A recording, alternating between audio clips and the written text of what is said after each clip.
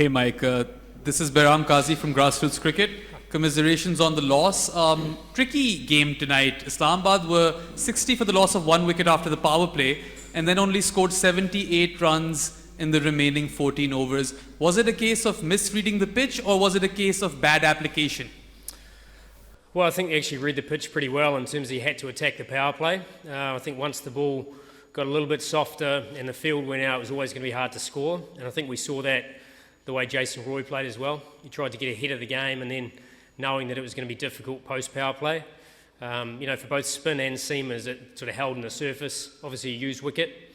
So, we were obviously trying to scrap to 150. And we fell a bit short of that, and in the end, those extra 10 runs could have come in handy. So, yeah, I thought we read the pitch pretty well. We just probably 10 short with the bat.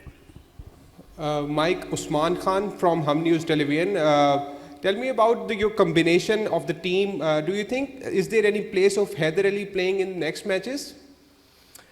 Oh, look, it's... we only played 3 overseas today, so obviously we've got to have a minimum of 3 in our side, and we got two openers there, and with Jordan Cox coming in, that takes away one of our middle order players. So outside of that, our other middle order players all bat or keep.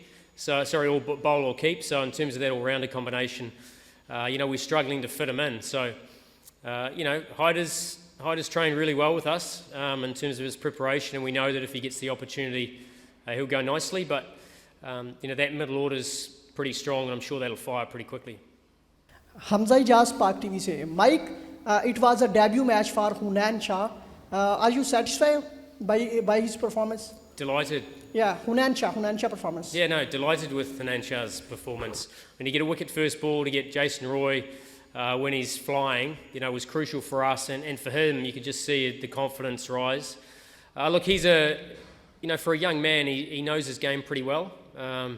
We feel he's really suited to that middle overs and the death phase, and we never really saw the back end today because it was a low-scoring affair, but he's got lots of skills, and it's nice to have a couple of 3 Shahs, but a couple that are merging and do a different skill set. So yeah, delighted. Hi Mike, Shakil Khadak from Public News.